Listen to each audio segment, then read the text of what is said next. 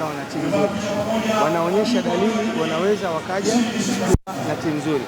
Sio sasa hivi, umeelewa? Sio sasa hivi, kwa sababu bado timu yao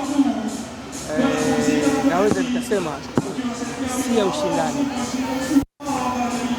Timu yao si ya ushindani. No. Yani hivi kila mchezaji anatakiwa atimize lengo timu iweze kushinda. Wachezaji wale wanaonekana kuwa na ufundi wa mtu mmoja mmoja, lakini kama timu hawana, kwa sababu ni ukweli sijaona shuti iliyokwenda langoni, shuti ya maana. Mliona nyie ya kumsumbua Diarra? Sio kutokana na kwamba labda walikosa striker kabisa wa maana, ambaye labda alikuwa anatarajia Selemani. Wanao, si ndio yule Dombia, si ndio striker wao? Mpira unamgonga miguuni na tunataka aendelee yule. Aendelee yule aendelee. Goli lipo hamna. Goli goli analo la si ndio lile la kumgonga miguu. Wewe mnataka aendelee yule. Mimi nakwambia kuipenda Simba hata sisi tuisaidie namna gani. Unatakiwa una roho ngumu sana.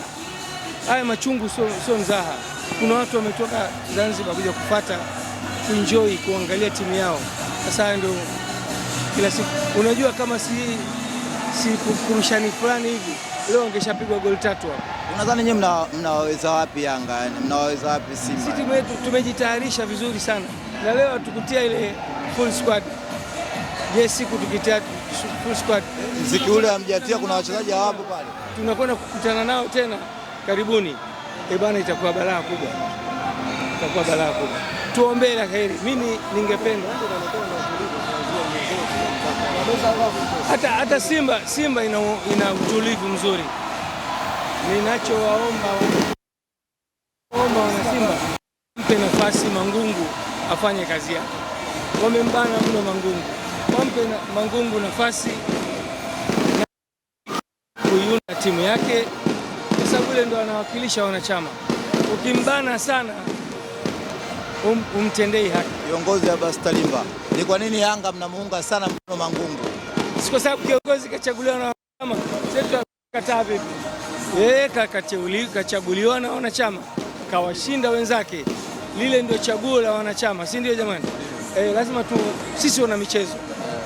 Lazima atendewe haki. Nataka atendewe haki. Watu wanasema yeye hajatoa hela za kusajili, wampe nafasi.